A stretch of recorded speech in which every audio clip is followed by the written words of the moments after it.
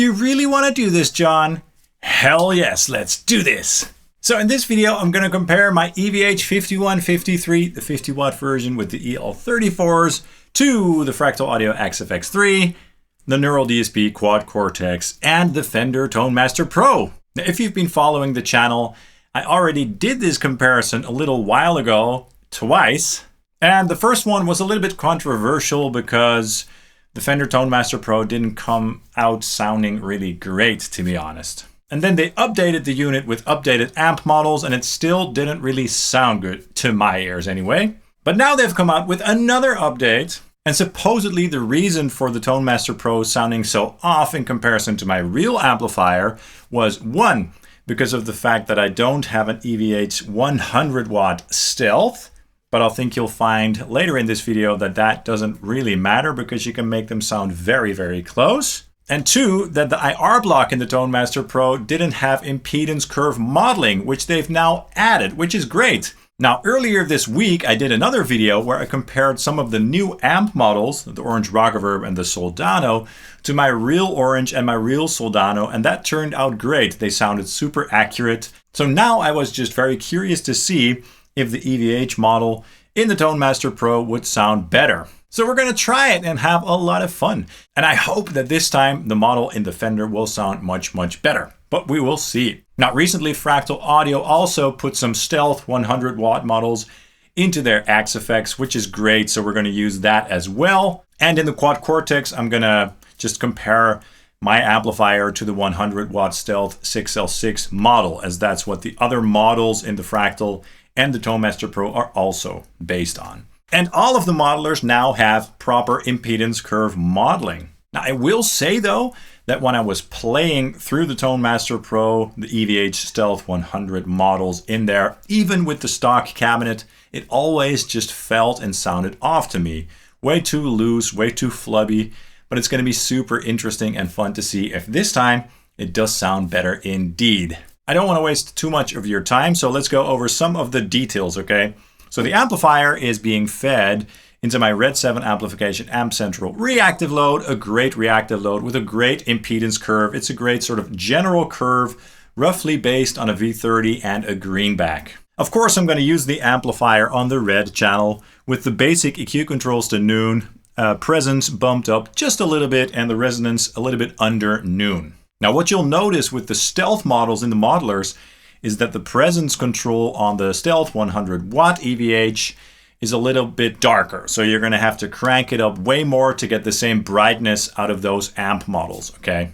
The guitar that I'm going to use is my ESP LTD NW44 guitar, which has the bare knuckle aftermath in the bridge. And of course, I'm going to use the exact same IR for the real amp and the modelers. And that IR is something that I created myself in the ML Sound Lab Miko 2 plugin, which is an awesome plugin. And I love using that plugin nowadays for creating my own IRs. And it's an IR based on the EVH 4x12 cabinet with an SM57 and an SM7B mixed together.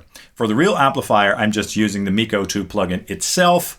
And then for the modeling platforms, I've exported that IR into an IR file, which I've loaded into all the platforms. First, let's start by comparing the real amplifier to my Fractal Audio XFX3 on the latest firmware with the Stealth 100 watt red model. And let's see how it sounds. Check it out.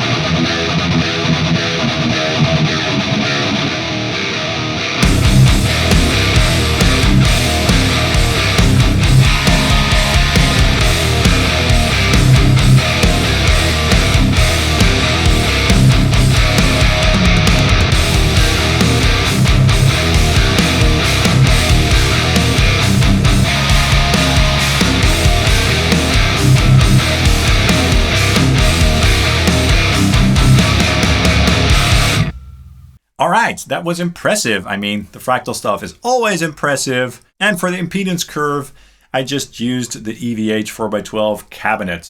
Sounded great and very close. And as I said, you can dial a stealth model in to sound very close to my EVH, okay? Because the red channels just have a very signature sound. Okay, great. Now let's try the Neural DSP Quad Cortex on the Stealth 100 watt 6L6 model. So basically based on the exact same amplifier. And let's see how that sounds. Check it out.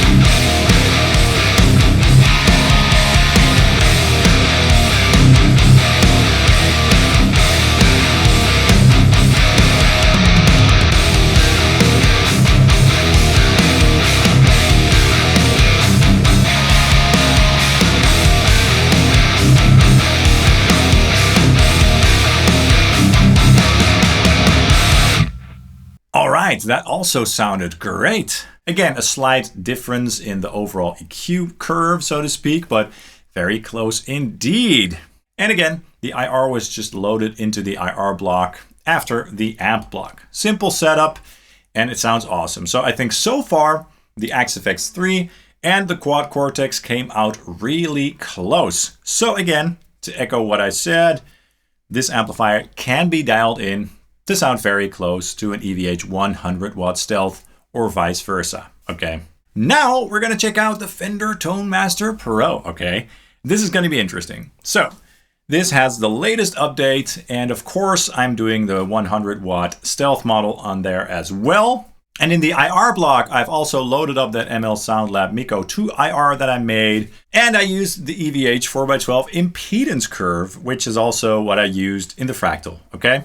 Hey guys, quick editor's note. One thing that I completely forgot to mention is that I used a different method for reamping through the Tone Master Pro this time. So for my previous tests, I just used the USB reamping functionality that the Tone Master Pro has, which I also used for the Quad Cortex and the XFX3, where you basically route the DI tracks through USB, through the unit, and then back into your computer. I did notice with the previous comparisons that the levels just seemed off and under-gained, if you know what I mean. So what I did now is I basically reamped it through my XFX3. So I put the Tone Master Pro into a loop of my XFX3, which I basically also did for my real amplifier. And that worked out really well. So maybe there's something going on with the USB calibration of the levels, you know, when you send the signal back into the Tone Master Pro via USB. I don't know, but just a quick note that I used a different method there this time as well. Now let's go ahead and take a listen. Check it out.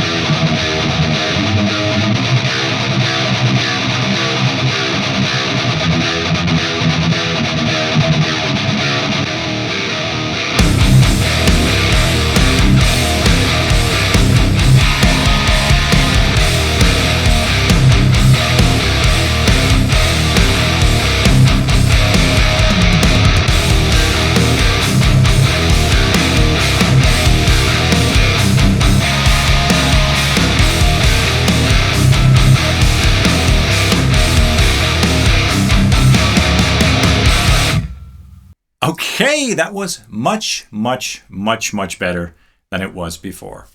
Really awesome. Great job, Fender. Now the unit is so much more fun to me and so much more useful. Really impressive. I'm just really glad that Fender is upping the game here. Now the impedance curve thing is great, okay? It has a great effect on the overall EQ curve and makes everything sound more realistic. I have to say that I do think that they did something else under the hood. I don't know if they will admit that or not. Now, I could be wrong. I could be completely wrong, but that's just what I'm thinking, okay? Either way, it doesn't matter. The unit sounds much better now. So yeah, I don't know what else to say. I think that this is great news. I'm very happy, and I hope you guys are happy too. And I'm very excited to see where this will go in the future with the Tone Master Pro. I think they're doing updates every 6 months or so. I hope they'll do them more frequently, but you know, we'll just have to wait and see. If you enjoyed it, please hit the like and subscribe buttons down below, as that really helps the channel out. I'd really appreciate it. And of course, you can also follow Sonic Drive Studio on Facebook, Instagram. You can also check out my Ko-Fi web store where I sell neural DSP quad cortex captures and all that good stuff. Let me know in the comments down below what your thoughts are on this comparison, what your thoughts are on the Tone Master Pro, the Axe FX3, and the quad cortex here. And have a great day. Cheers.